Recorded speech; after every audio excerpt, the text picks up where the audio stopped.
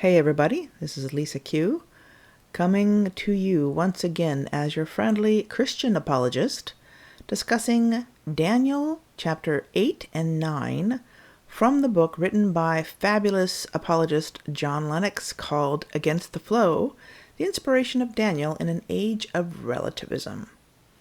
So, we're going to be talking about what this male goat and this ram all about today. This is in Daniel chapter 8. So this vision that Daniel had occurred a few years after Daniel had the other vision of the 4 wild animals in chapter 7, which represented governments or kingdoms which could and would conquer one another.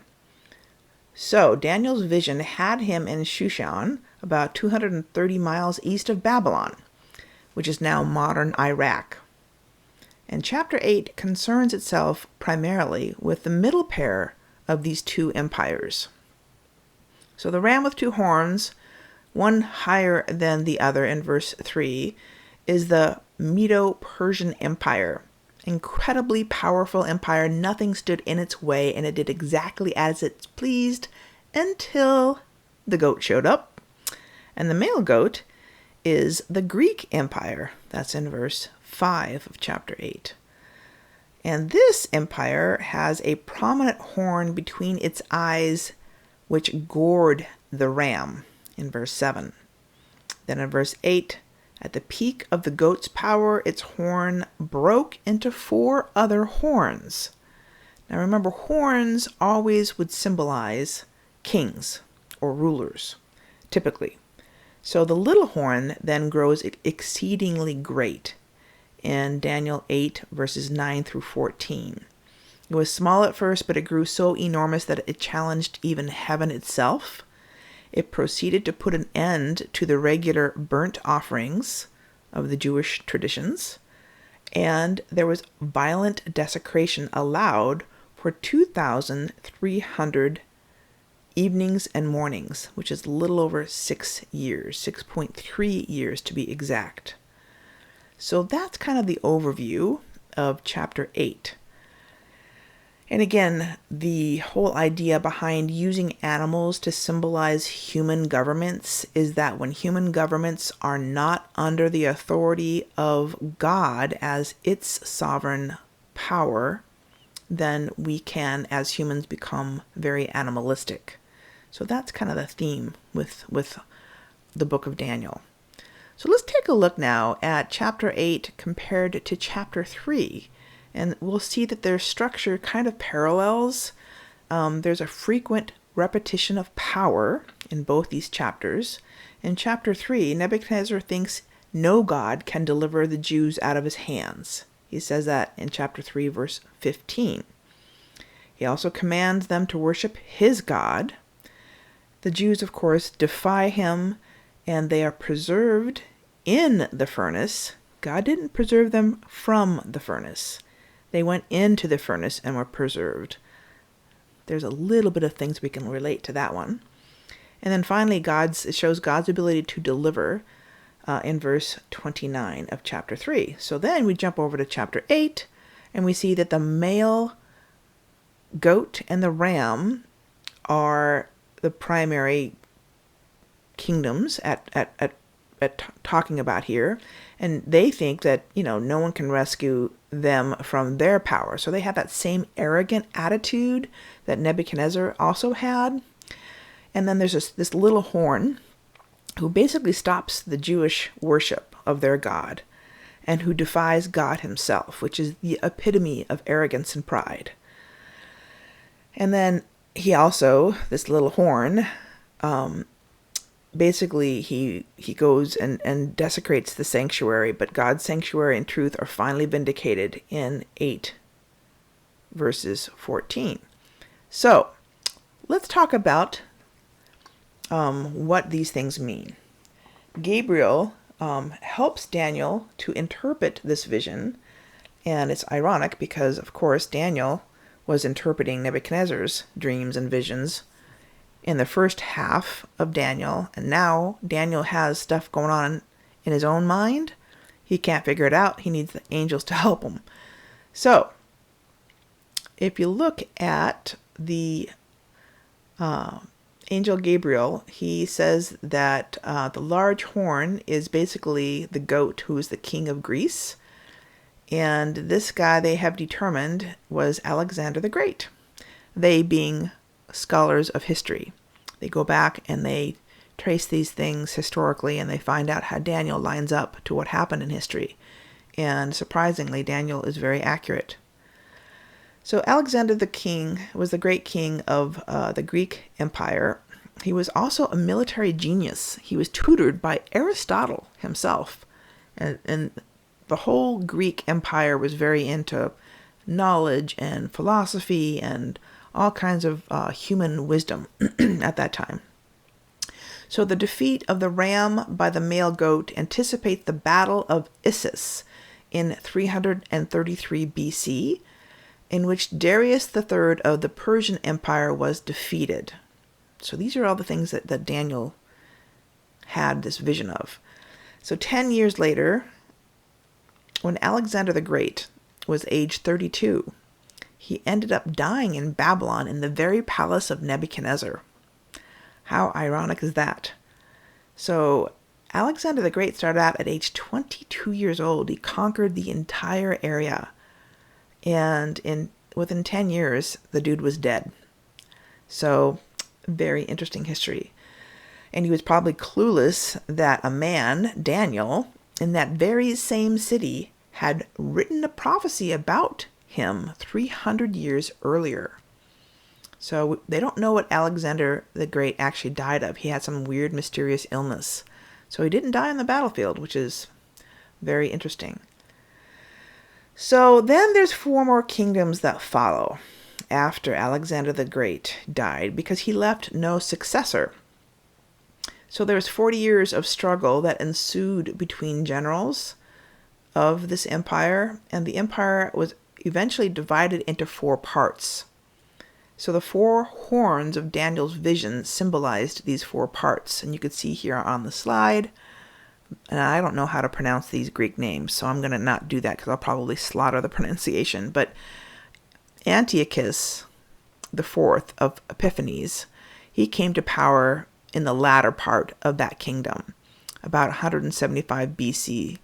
So that was about 7 years before the Greek Empire was sacked by the Romans.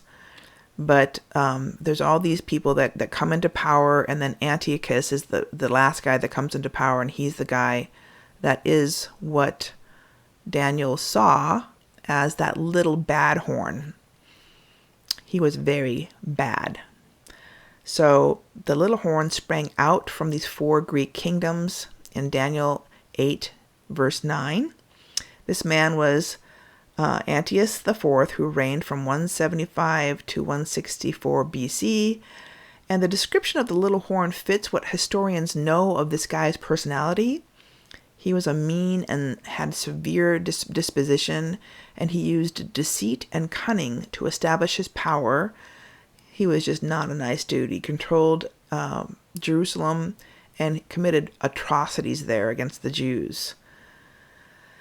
So it's really important to bring this whole point up again about the dating of all of this, because Daniel was very accurate in this vision, and so people think, oh, he was just a 2nd century historian. But actually, no, he was a prophet in the 6th century BC. He received special revelation from God as to what the future held. He was shown enough to understand that in the course of history, what would happen to his people would be terrible and extreme. From his first vision, he had learned that the fierce 4th beast would think to, quote, change the times and the law, end quote. That's in Daniel chapter 7, verse 25. And overcome the people of God. So that's what this Antiochus guy did. And Daniel the prophet saw all this, literally centuries before. And the whole point of all of this is that instead of playing the part that God's purpose had designed, aka the times set by decree, this king grasps the rudder of history for himself and tries to change those times in the law. And that's, again, the epitome of arrogance. And that's what that meant in Daniel back in chapter 7, verse 25, when it said that this beast would change the times in the law. He basically was trying to do that. He was trying to get rid of the Jewish people altogether, trying to get rid of who they were, who they worshipped, all that stuff. And that's been going on with the Jewish people ever since time began. So I have great compassion for these people because they've been through a lot. So in Jewish historical contents, the animals always represent history as a whole, as it was experienced by the Jews up until the 2nd century BC. The small horn that emerged from the 10 horns in chapter 7, identified as Antiochus IV, precipitated the greatest crisis in the history of the Jews between the fall of Jerusalem in 587 BC and the events of the 1st century AD, when Christ came. So it's important to understand how the Jews experienced history and why these horns and these animals, are symbolic. And it also talks about this Antiochus guy who was really probably equal to the fierce anger against the Jews like Hitler was during World War II. And so a lot of theologians see this man, Antiochus, as a prototype sort of for the end times. The time of the end, another leader like Antiochus will arise and he will do similar things. And that's in Daniel 8, verses 23 and 20 through 25. He will be a man of lawlessness. And that means, of course, the lawlessness is against God's law. And the man in Daniel's vision will get his power from a very dark source and then exalts himself against God, but he will eventually be killed by supernatural powers of God. So, let's talk about what happened during Antiochus's reign. This is the time of the Maccabees, the period between Malachi's last prophetic writing in the Old Testament and the first gospel. It's about 400 years. And this is when this guy comes into power. And there's a thing called the Hellenization of the Jews. And Hellenization is basically a term for how the Jewish people got sort of infiltrated by the Greek culture. So, it used to be that the Jews were very set apart from all culture, that God called them to be a different people, set them apart from everybody else. But during the reign of Antiochus, they became what they call Hellenized. So this guy, he tried to create one religion for all by force if needed. He did not tolerate the Jews' devotion to one God. And we can understand how that is today, because oftentimes people do not believe that Christianity is the only one way to God, and they think that that's intolerant. So that same attitude is still prevalent today. The Jews then grew weaker during this time because of the influence of that Greek culture, the Hellenization process, which had fewer moral demands than the law of Moses. It was easier to be in the Greek culture than the Jewish culture. And sometimes, human nature, we like things a little easier. But the thing that Antiochus was most angry about was the first commandment of the Bible. You shall have no other gods before me. That was a direct provocation to Antiochus, who called himself God made manifest. So he had a heady taste for power, and he did not like the fact that the Jews worshipped another god. So he actually went to as far as minting coins that archaeologists have found that actually have a Greek inscription on these coins that reads, and the words of Greek are on the slide here. It reads, King Antiochus, God manifest, bearer of victory. So here's an archaeological find that also corroborates the historicity of the book of Daniel. So this guy really thought he was God, and that's the biggest problem with people that get into power like this. They get a heady taste for power, and it deludes them to think that they're actually God. And that's the same type of attitude this end times person who's going to be a leader similar to Antiochus will also have. So during this time, Antiochus banned Jewish religious practices. He didn't allow the Sabbath. He didn't allow the cycle of festivals. As Daniel predicted in 8 verse 11, he stopped the daily sacrifice. He was determined to break the Jews. He had frenzied anti-God madness, which reached its height in 167 BC, when Antiochus had the temple rededicated to the Greek god Zeus.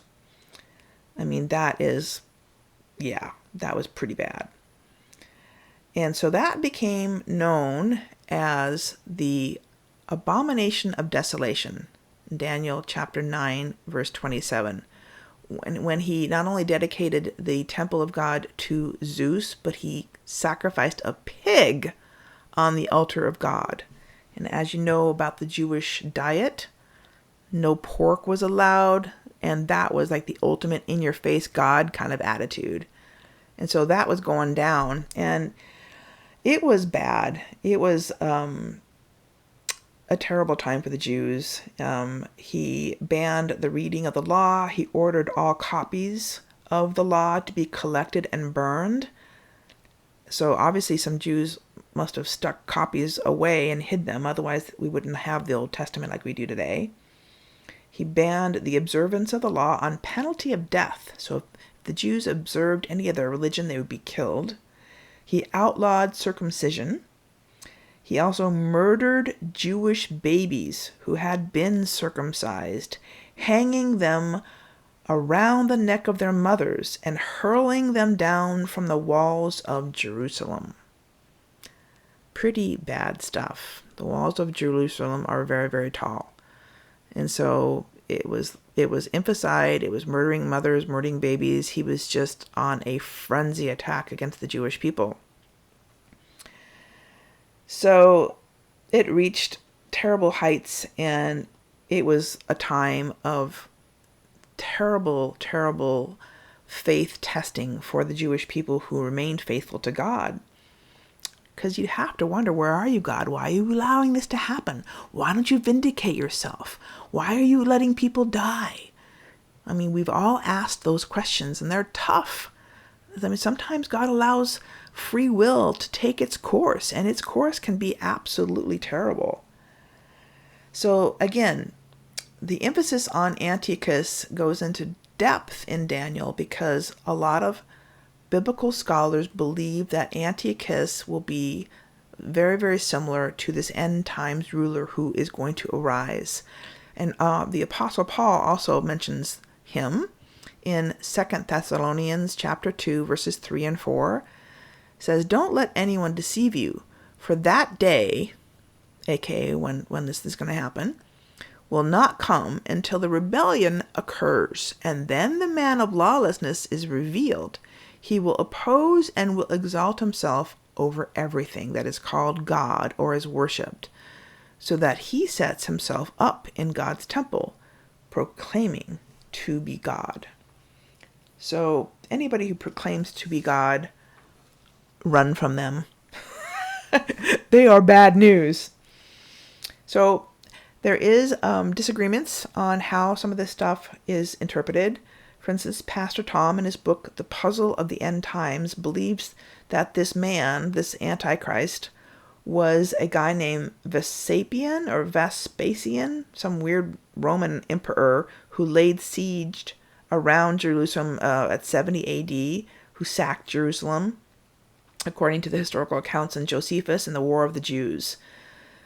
So when the Apostle Paul wrote his epistles, he did so prior to the fall of Jerusalem, because he was unfortunately beheaded by the Roman Emperor Nero following the Great Fire of Rome in 64 AD, Nero blamed the Jews on the fire, and so he started going after the Jews, and Paul died during that time. So that caused the Jewish people to flee from Israel, and they would not return until after World War II. So from 70 AD all the way till 1948, I believe, is when the Jews were able to return to Jerusalem to establish their country once again.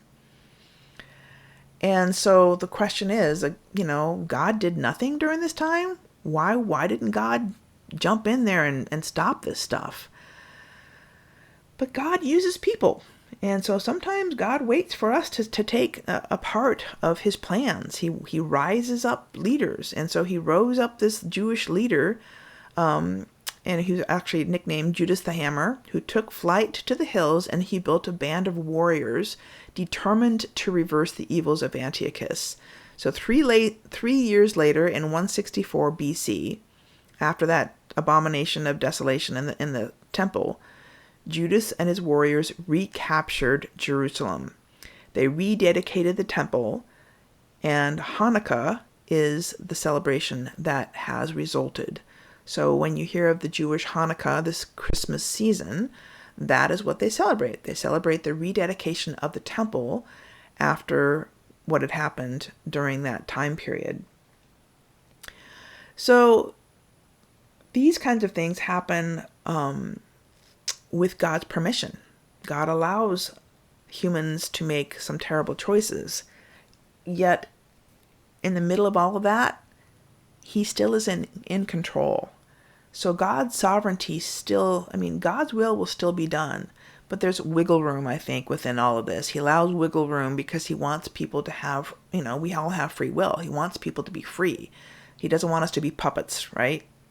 So that's why he allows some of this stuff. So the main theme about Daniel is, the godless empires are very animalistic. And when you have an empire or a government that's under God, it tends to be moral and more ethical. So that's kind of the main theme of Daniel. So let's get into Daniel chapter 9 now. This is about Jerusalem now and the future. So the first half of Daniel was kind of about the immediate situation, and the second half of Daniel is all about the future. So if you could look at chapter 4 and chapter 9, again, there's some parallels going on here. In chapter 4, it's all about the glory of Babylon. Chapter 9, it's not necessarily parallel in a good way. It's a parallel in a bad way because there's the desolation of Jerusalem. So you've got the glory of man, and then you got the desolation of Jerusalem, and that's always shown kind of symbolically as the rejection of God in the world. So Nebuchadnezzar is warned that he deserves discipline, and back up in chapter 9, Israel's sins have been brought upon themselves because they were warned by Moses and the prophets. And the reason why they were exiled to Babylon in the first place is because they had rejected God again. So God always gives people time to repent. He always gives us warnings. And again, because we have free will, we don't always heed those warnings. So Nebuchadnezzar persists in pride and is chastised for a period of 7 years or times. Israel continues sin, also brings further desolations lasting to the end of the 70 times 7, which is 490 years. The hope is that Nebuchadnezzar was finally restored, and then the hope also for Jerusalem will be restored. So God always gives us hope, too. There's always hope when you have God. It's really important to remember that. It's always hope. So God served faithfully in Babylon, and all he did was an expression of his trust and commitment to God. And we have to do the same thing. And so he was always praying and confessing his sins. And he lived a very godly life. So God really blessed him for that.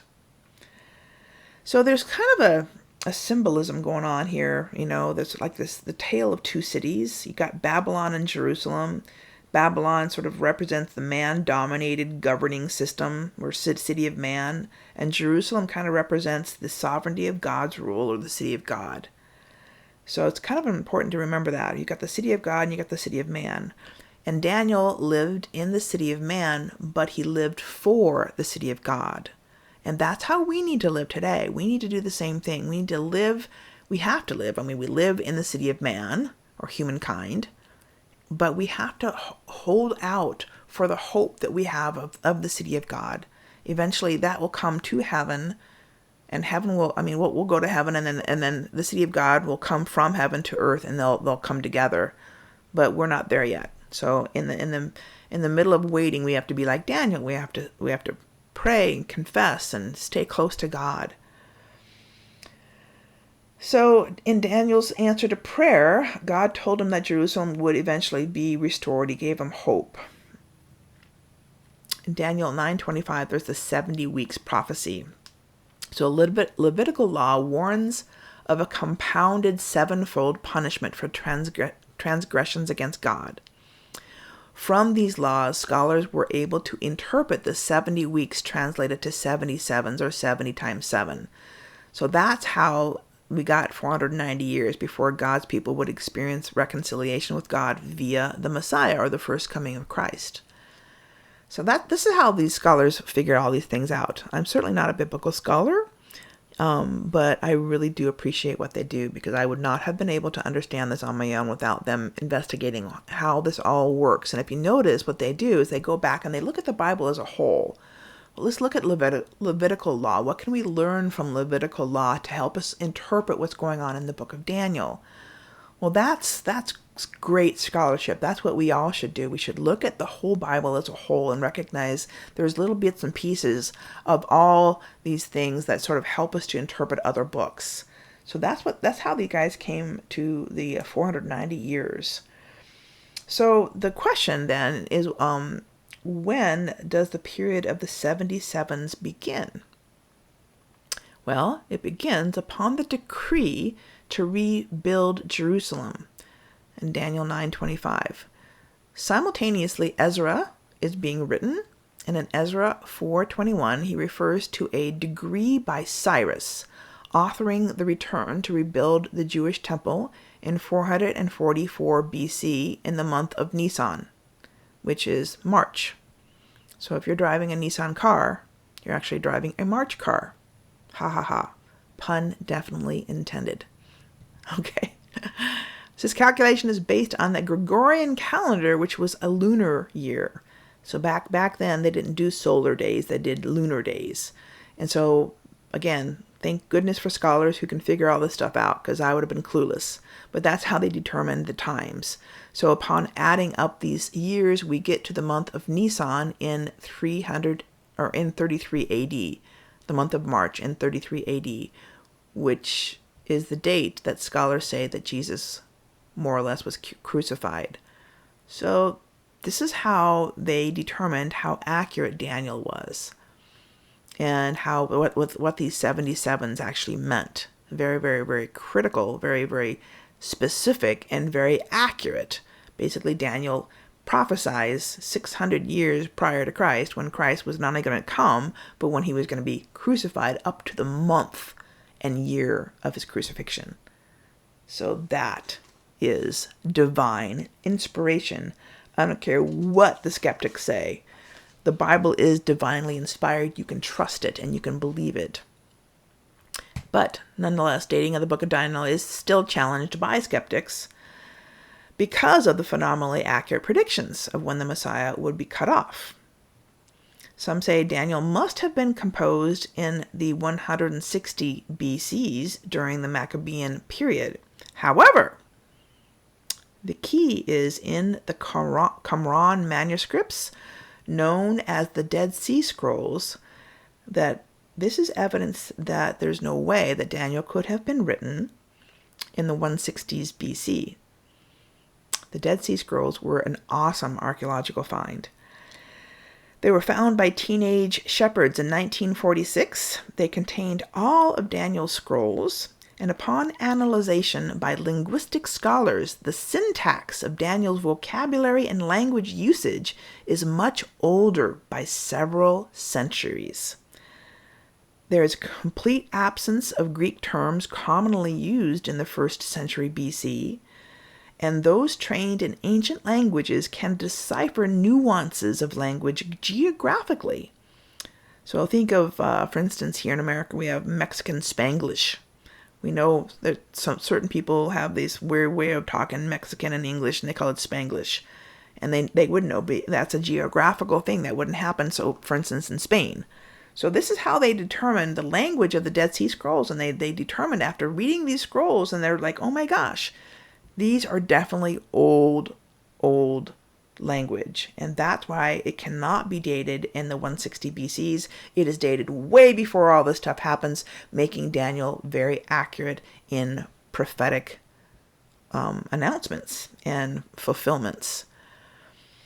So that still doesn't bring the controversies to an end, however, because we still have one final controversy. And again, these things are difficult and challenging for us, and they should be.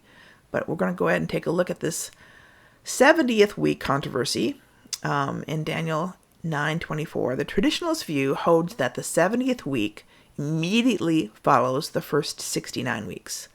The second view holds that the 70th week is still in the future, so that there is an unspecified gap between it and the first 69 weeks. So we can say for sure that Christ's death atoned for iniquity, but it is hard to see how the other things mentioned were fulfilled in the 7-year period following his death. Daniel 9:26-27. So that's the controversy. The 70th week, has it happened or has it not happened? Lots of people think it happened, and lots of people think it hasn't happened. But John Lennox is the one that says he, after studying it, and many scholars agree with him, that there's not really a way that that could have happened yet. But the bottom line is, this is a quote from John Lennox, "We are called to live for God as salt and light in a dark culture.